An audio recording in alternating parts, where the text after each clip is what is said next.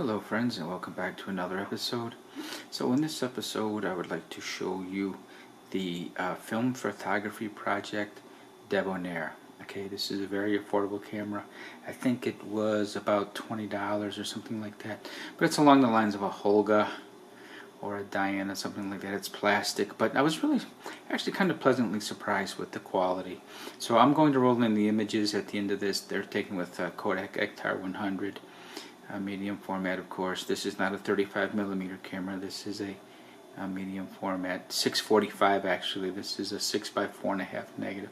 So let me show you around the camera. This actually, this was laying loose in the. Well, forgive me for wearing these gloves. I finished processing the film and I just forgot to take the gloves off. So anyways, this fell off in shipment and it actually goes down here. I didn't see this when I glued it back on. I just glued it on up here.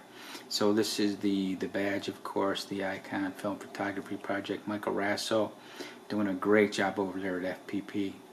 The viewfinder, right here, plastic, Filmtastic 120, beautiful. Okay, we have a little bit of mottled finish here, you know, so it's kind of rubber, not really rubberized, but it's got it's grippable, right? So we have it comes with a little lens cap. Okay, let me pull it out a little bit. You can see here it says super lens. The maximum, well, it's actually a fixed aperture. It's f8, and it's a 60mm lens, which on medium format's a little bit wide, kind of wide-ish. Okay, slightly. Okay, so let me walk you around the top of the camera here. So here we have a cold shoe, and this is how you advance the film. This is the shutter button down here. Okay, it'll fire every time. And you have two choices here of aperture. You have sunny, and then you have, it says flash, or let's see, cloudy. Is that cloudy? Yes. So it's a little bit larger of an aperture.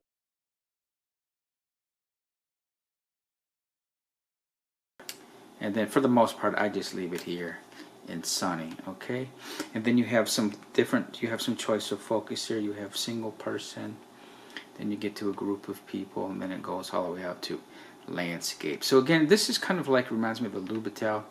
You want to shoot these cameras in their band of excellence, right? You don't want to try to stress these cameras too much, because they're very simple. So what I do for the most part, I always shoot in sunny mode, right? Sunny, so it's a smaller aperture, and I shoot at infinity. A few of these images I'm going to roll in, I had here at about the middle focus. I was shooting a stop sign. You'll see a stop sign, and then at the end you'll see some type of a plant, and I shot it here. But for the most part, everything was here at infinity. Okay, so the way it works is I keep this to protect the film. It's a little piece of index card I've taped, and there's a little red window here. Okay, so I'll show you how it works. The film when it's in the camera, bear with me here, it's actually kind of upside down. So as you roll the film, right, you're advancing the film. As you turn the film, it's going to go this way. Right, it's going to come in like this. So it's going to have number 1. Okay, then you shoot your image, then you wind on, then it's going to come like this. You're going to see number 2 come in the window, and so forth and so on. So you just keep advancing the film until your 16th exposure, 645, 6 centimeter by 4.5 centimeter. You're going to get 16 exposures out of a roll of 120. Okay, so I keep this in here again, and every time I wind on, I turn my back to the sun so that this is in shade. Even when I lift this little index card, I always make sure I'm in the shade, not in direct sun, because I don't want light leak into the camera. Okay, so I always protect this little window. I keep this little index card, and again, even when I advance my film, I make sure this is in shade. Okay, it's got a couple little, if you want to put a little strap on here, viewfinder. So this is what's really weird, and I feel like a knucklehead.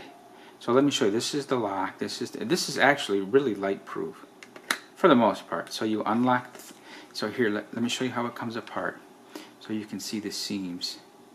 Right, you can see how it comes. I want to show you all the joints and seams. Right.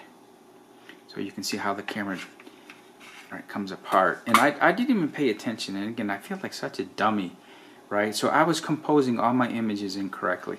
So you can see here, this is the mask, okay, and it's kind of counterintuitive. So when you're holding the camera this way, you're actually taking portraits. So this way, when you see all my images, you'll see that the composition is wrong.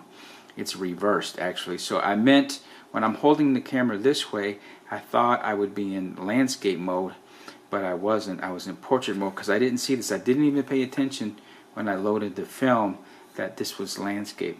So in the few images that I wanted to get portrait, I turned the camera like this, and I actually got my images in landscape. So please keep that in mind with this camera, that everything is reversed. If you want a landscape photo, you're going to have to turn the camera in what would normally be a portrait mode. And conversely, if you want portrait, you're going to have to turn the camera standard. It's almost like a, what was the camera, those little pen cameras, Olympus pen cameras that shot 2 frames per, you got 2 frames in one. Those were the same way. So think of this as kind of like the old film Olympus pen, where it's very counterintuitive. This is portrait and this is landscape. Okay, let me show you the shutter here, so you don't have to wind anything. The shutter is automatic.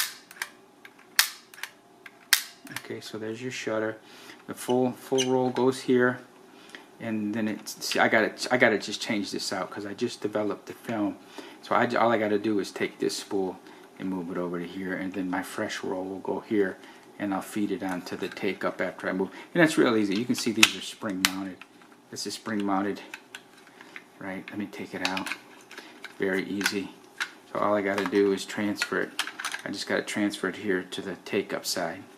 So I think that's about it, friends. This is a very simple camera, and I was really kind of shocked with the image quality. The image quality is actually quite good. I mean, you get some vignetting. Right, again, this lens, it's a little plastic lens. I think it's plastic, and again, it's, you know what I mean, for a $20 camera, it's going to vignette for sure. But overall, I'm actually quite pleased with the images. So this is a recommend. You know, support our old friend Michael Rasso over at Film Photography Project, and I recommend you go online and get one of these and enjoy it and have some fun. Okay, and I'll roll in the images now. Thank you.